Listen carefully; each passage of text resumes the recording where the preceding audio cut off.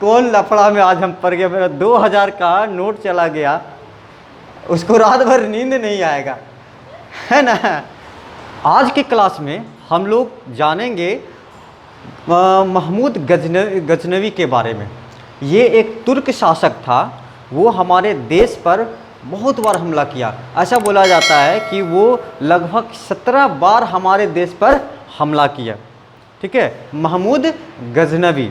तो महमूद गजनवी जो थे वो, उसका राजधानी जो गजनवी था वो गजनी जगह है, तुर्क देश है, वहाँ का ये शासक था।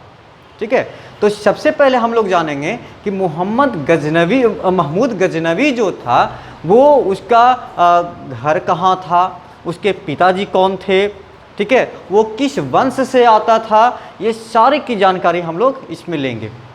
जो महमूद गजनवी था वो गजनी साम्राज्य का शासक था। ठीक है, कहाँ का शासक था? गजनी साम्राज्य का।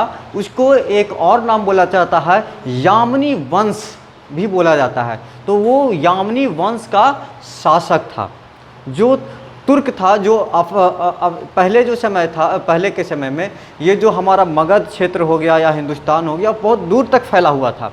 ठीक है, यानी कि जो पाकिस्तान हो गया उस समय हिंदुस्तान का ही पार्ट था। फिर अरब देशों का था, अफ़गानिस्तान हो गया, ईरान हो गया, ये सब उधर मुस्लिम इलाका था उधर पूरा। ठीक है, मुस्लिम इलाका था। तो ईरान देश था, वहीं पर एक नया वंश का स्थापना हुआ। ठीक है, ईरान में एक नए वंश का स्थापना हुआ जिसको यामनी वंश बोला गया। क्या बोला गया? यामनी वंश बोला गया।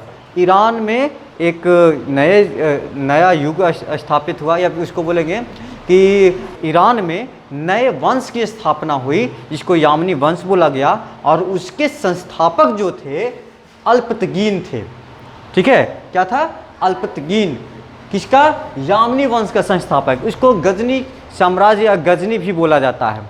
ठीक है, गजनी इसलिए बोला जाता है कि अल्पतगीन का जो राज्य था, ठीक है, उसके राजधानी जो था उसका गजनी शहर का नाम था। ठीक है, गजनी शहर का नाम था, इसीलिए इसको गजनी साम्राज्य भी बोला जाता है और यामनी वंश भी बोला जाता है। तो कन्फ्यूजन नहीं होना है। कभी कभी क्वेश्चन ये पूछता है कि गजनी साम्राज्य का संस्थापक कौन था, तो अल्पतगीन, वही चीज़। या फिर ये भी पूछा जाएगा कि यामनी वंश के संस्थापक कौन थे, तो वो भी अल्पतगीन थे। ठीक है, जो अल्पतगीन था वो अब्दुल मलिक के दास थे। पहले जो था कि जो महाराज होता था उसके अंडर में बहुत से छोटे छोटे लोग काम करने वाले होते थे, जिसके अंडर में एक राज्य हुआ करता था।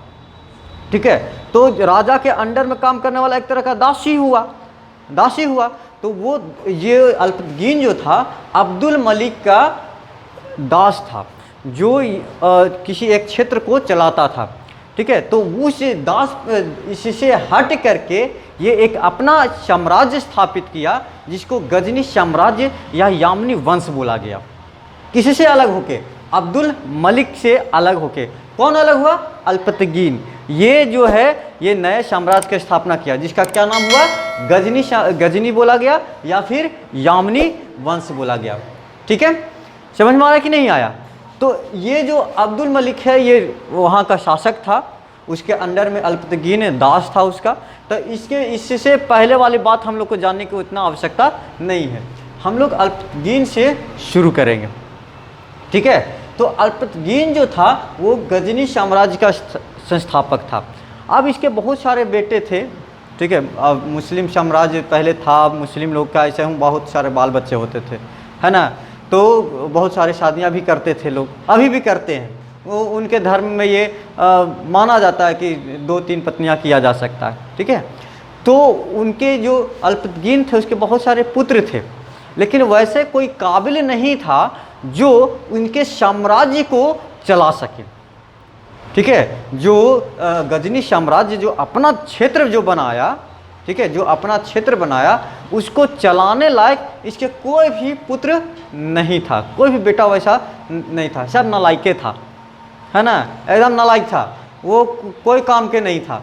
तब उसका एक दास था सुबुक्तगीन। ठीक है, किसका दास था? अल्पतगीन का एक दास था सुबुतगीन, इसको ये शासन सौंपा गया। ठीक है, सुबुतगीन जो ये अल्पतगीन का जो दास था उसको ये सौंपा गया, क्योंकि उसका बेटा एकदम बड़का नालायक था, कोई काम का नहीं था। तो उसका दास को ये सौंपा गया कि अब जो गजनी साम्राज्य है उसको बढ़ाने का दायित्व जो है वो तुम्हारे कंधों पर है, तुम अब इसको आगे बढ़ाओगे। ठीक है, तो इसके मृत्यु के बाद अल्पतगीन के बाद सुबुतगीन जो था, सुबुतगीन ये वहाँ का शासक बना। कहाँ का? गजनी साम्राज्य का, गजनी का शासक बना। ठीक है, गजनी का शासक बना। तो ये जो सुबुतगीन था ये बहुत दिनों तक राज्य किया और अपने क्षेत्र को विस्तार करने का बहुत बड़ा काम किया। ये जो गजनी साम्राज्य था इसका विस्तार करने में ये बहुत बेहतर साबित हुआ, ये अच्छा कर पाया। कौन? सुबुतगीन। ठीक है, ये जो था ये भारत पर भी हमला किया है वहाँ से, क्योंकि अफ़गानिस्तान वगैरह जो था वो भारत से सटा हुआ था। ठीक है, सटा हुआ था और अफ़गानी क्षेत्र तुर्क वगैरह जो यहाँ जहाँ का ये राजा था, शासक था, वहाँ से नज़दीक होता था। ठीक है, तो ये यहाँ पर हमारे भारत में भी हमला किया। उस समय भारत और पाकिस्तान तो एक थे, है ना। तो पाकिस्तान के जो पंजाब क्षेत्र आता है, अभी क्या है हमारा पंजाब दो भागों में बटा हुआ है। जब बंटवारा हुआ भारत और पाकिस्तान का तो आधा पंजाब जो है वो पाकिस्तान में चला गया और आधा जो है कहाँ आ गया? हिंदुस्तान में। तो वो जो थे सुबुतगीन वो भारत पर हमला किया पंजाब क्षेत्र में। ठीक है, पंजाब क्षेत्र में वो हमला किया और वो तुर्क साम्राज्य का पहला शासक था जो भारत पर हमला किया था। ठीक है, क्वेश्चन देता है कि पहला तुर्क शासक कौन था जो भारत पे हमला किया? ठीक है, तो वो कौन था? सुबुतगीन था। ठीक है, वो जो था वो भारत पर हमला किया कब? 986 ईस्वी में। 986 ईस्वी में ये पहला शासक था, तुर्क शासक था जो भारत पर हमला किया। जब भारत पर हमला किया तो उस समय पंजाब क्षेत्र का जो राजा थे उसका नाम था जयपाल। ठीक है, क्या नाम था? जयपाल। जब ये तुर्क आक्रमण हुआ, यानी सुबुतगीन के द्वारा जब आक्रमण हुआ भारत पर, तो उस समय कौन राजा थे? जयपाल। जब यहाँ पर मुस्लिम शासक नहीं हमला करते थे, उसी समय से पहले भारत में जो था वो हिंदू राजाओं का ज़्यादा शासन था। ठीक है, यहाँ पर मुस्लिम राजाओं का शासन नहीं था। यहाँ पर मेन जो थे वहाँ यहाँ के हिंदू राजा यहाँ पर राज करते थे। तो जयपाल जो थे वो हिंदू राजा थे। ठीक है, और हिंदू राजा था, यहाँ पर राज करता था और उसी समय ये पहला तुर्क शासक था जो यहाँ पर हमला किया था। हमला करने का बहुत सारे कारण हैं। ठीक है, जिसमें मेन दो कारण हैं। ठीक है, मेन दो कारण। पहला कारण है कि यहाँ पर भारत में बहुत संप्रदाय, मतलब बहुत संसाधन है ना। भारत में बहुत संसाधन है, जैसे कि कोयला खदान था, हीरा मोती, फिर सोना चांदी मंदिरों में भरा पड़ा था। यहाँ बहुत ज़्यादा मंदिर था, है ना। यहाँ पर ज़्यादा मंदिर था और मंदिर में भगवान रहते हैं और भगवान जगह हीरा मोती की कमी तो होता नहीं है कि नहीं। तो यहाँ पर सबसे ज़्यादा वही जो था, जो क्या बोलते हैं, सोना चांदी हो गया, है ना। यहाँ पर सोना चांदी हो गया, हीरा मोती मंदिरों में जो उपस्थित था, यहाँ पर वो हमला करता था। तो पहला जो उनका कारण था, यहाँ पर जितने थे धन संपदा उसको लूट के ले जाना। ठीक है, पहला ये बात था हमला करने का। और दूसरा कारण था कि वहाँ अपने साम्राज्य को स्थापित करना, मतलब कि जो मुस्लिम धर्म है उसको फैलाना, उसको और देशों में फैलाने का काम करना। ठीक है, इसका मेन दो कारण था, धन को लूटना और दूसरे अपने धर्म को बढ़ाना। ठीक है, और सब क्षेत्रों में फैलाना। ठीक है, लेकिन ये लोग क्या करते थे कि आते थे, यहाँ पर शासन नहीं करते थे, सिर्फ लूट पाट के चले जाते थे। समझ में आ रहा कि नहीं आ रहा है? तो ये हमारा ये इंट्रोडक्शन था कि ये जो गजनी साम्राज्य था वो किस तरह से स्थापित हुआ, मतलब किस तरह से अस्तित्व में आया। तो इसमें हम लोग क्या देखें कि गजनी साम्राज्य या यामनी वंश जो है वो सबसे पहले ईरान में शुरू हुआ। इसके संस्थापक कौन थे? तो अल्पतगीन थे, है ना। तो अल्पतगीन के मालिक जो था, ठीक है, यानी कि नौकर जो था, अब्दुल मलिक का ये नौकर था, दास था। और अल्पतगीन के बहुत सारे बेटे थे जो काम लायक नहीं थे, नालायक थे। तो अपने दास को, सुबुतगीन को, ये अपना क्षेत्र को सौंपा कि आप राज कीजिए। और सुबुतगीन जो था वो पहला तुर्क शासक था जो भारत पर हमला किया, है ना, हमला किया। और कहाँ पर हमला किया? पहला पंजाब पर। और जब पंजाब में हमला किया तो सबसे उसका शासक कौन था?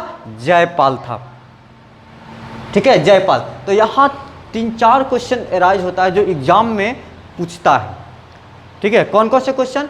तो सबसे पहला पूछेगा कि गजनी साम्राज्य या यामनी वंश के संस्थापक कौन थे, ठीक है, तो अल्पतगीन थे, ठीक।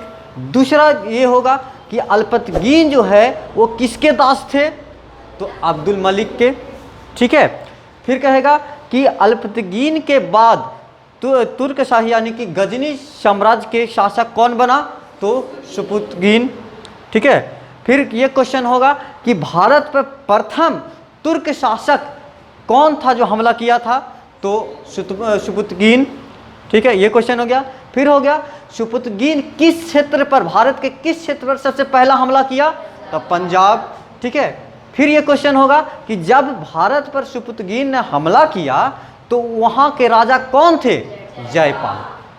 तो इतना सारा क्वेश्चन यहाँ पर होगा, समझ में आ रहा है। तो मेन क्वेश्चन यहाँ पर एग्जाम में पूछता है, एसएससी हो, रेलवे हो, ठीक है, या फिर पॉलिटेक्निक हो, आईटीआई हो, पॉलिटेक्निक नहीं आईटीआई हो, ये सारे में ये इससे रिलेटेड 1-2 क्वेश्चन रहता है कि तुर्क शासक कौन था। देखो यहाँ पर अलग है, एक आता है अरब के शासक अलग था, ठीक है, यहाँ तुर्क का शासक अलग है।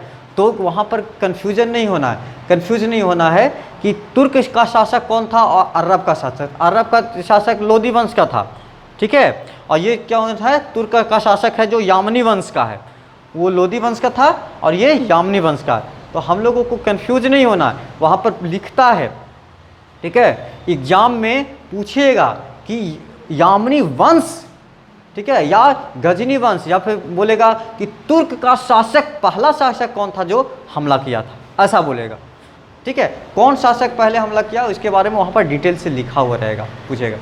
यहाँ तो कोई दिक्कत नहीं ना, नहीं ना।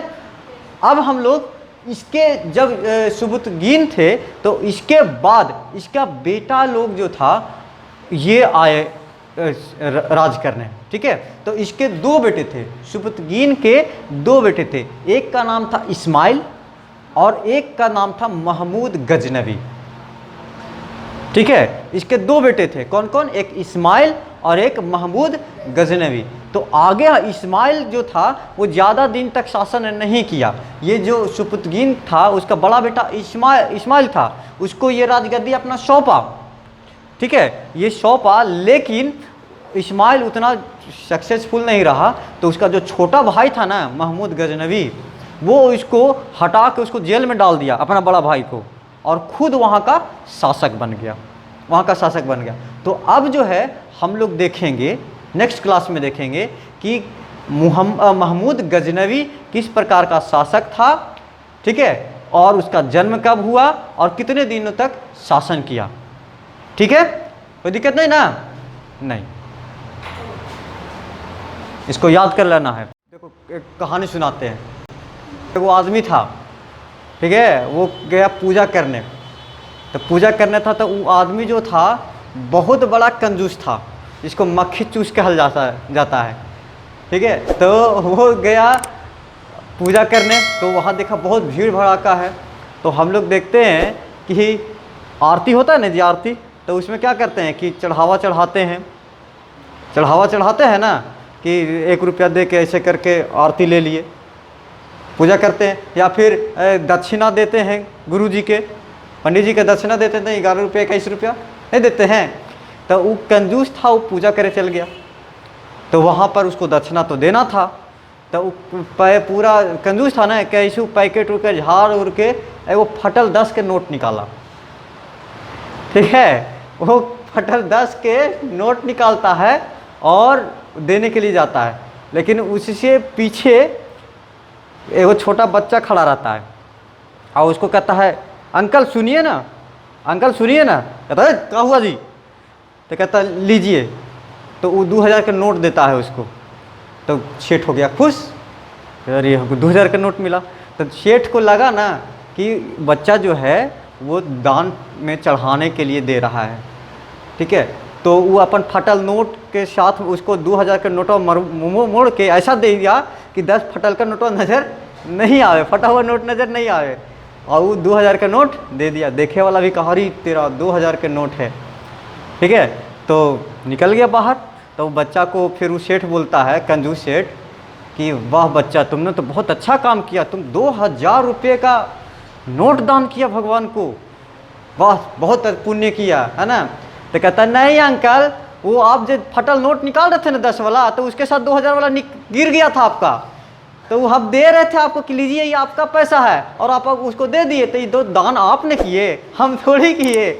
बेचारा सेठ जो था वो शॉक्ड रह गया।